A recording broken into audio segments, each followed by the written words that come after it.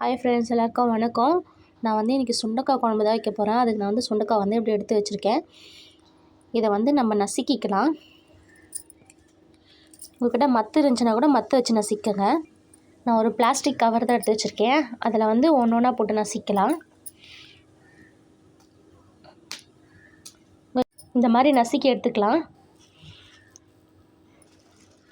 உரல் இல்லைன்னா கத்தியில் கூட போட்டு நீங்கள் நசிக்குங்க. இதை வந்து நான் அரிசி கழுவின தண்ணியில் வந்து போட்டு வச்சுக்கிறேன்.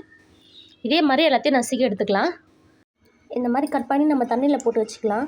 நான் ஒரு நெல்லிக்காய் சைஸு புளி எடுத்து கரைச்சி வச்சுருக்கேன். இந்தளவுக்கு கடாய் நல்லா காஞ்சிச்சு. நான் தேவையான அளவு எண்ணெய் ஊற்றிக்கிறேன்.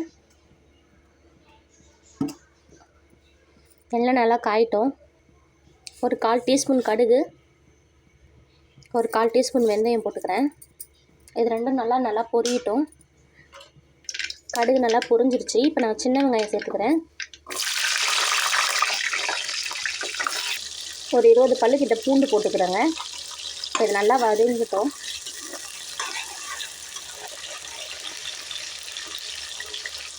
ஒரு கைப்பிடி அளவு கருவேப்பிலை. அடுப்பை வந்து லோ ஃப்ளேம்லேயே வச்சு வதக்குங்க. நீங்கள் இதுக்கு நல்லெண்ணெய் ஊற்றி செஞ்சீங்கன்னா நல்லாயிருக்கும். வெங்காயம் நல்லா வதங்கிடுச்சு. இப்போ சுண்டைக்காவை சேர்த்துக்கலாம். நான் சுண்டைக்காய் வந்து 100 கிராம் எடுத்துருக்கேன்.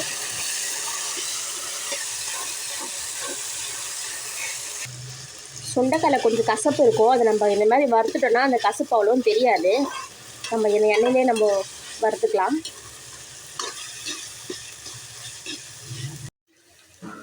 சுண்டைக்காய் நல்லா வதங்கிடுச்சு. இப்போ நம்ம தக்காளி சேர்த்துக்கலாம். நான் வந்து மீடியம் சைஸ் தக்காளி 2 எடுத்து வச்சுருக்கேன். அதை சேர்த்துக்கிறேன். இது நல்லா வதக்கிக்கலாம். தக்காளி நல்லா வதங்கட்டும். தக்காளி நல்லா வதங்கிடுச்சு. இப்போ வந்து நான் மசாலா சேர்த்துக்கலாம். நான் வந்து குழம்பு மிளகாத்தூள் வந்து ஒரு 3 ஸ்பூன் எடுத்து வச்சுருக்கேன். அதை சேர்த்துக்கிறேன்.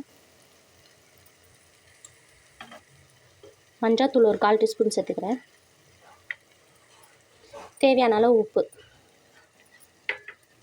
இதை நல்லா வதக்கிக்கலாம். அடுப்பு ஸ்லோவே வச்சு செய்யுங்க. இதோட பச்சை வாசனை போகிற வரைக்கும் நல்லா வதக்கிக்கலாம்.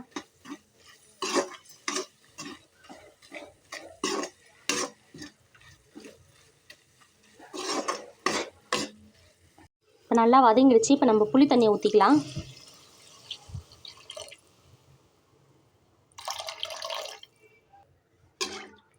இந்த ஸ்டேஜில் வந்து உப்பு மட்டும் பார்த்துக்கோங்க கரெக்டாக இருக்கான்னு. இப்போ அடுப்பு வந்து கம்மியிலே வச்சு நல்லா இதை கொதிக்க விடுங்க. எண்ணெய் தனியாக பிரிஞ்சு வர வரைக்கும். குழம்பு நல்லா கொச்சிருச்சு பாருங்க. தனியாக எண்ணெய்லாம் தனியாக பிரிஞ்சு வந்துடுச்சு. நீங்கள் மூடி போட்டு இடையில கிண்டி விடுங்க, இல்லைனா அடி பிடிச்சிரும். அடுப்பு ஆஃப் பண்ணிடலாம். இந்த வீடியோ பிடிச்சிருந்தால் லைக் பண்ணுங்கள், ஷேர் பண்ணுங்கள், கமெண்ட் பண்ணுங்கள். மறக்காமல் சப்ஸ்கிரைப் பண்ணிவிடுங்க. நெக்ஸ்ட் வீடியோவில் பார்க்கலாம். பாய்.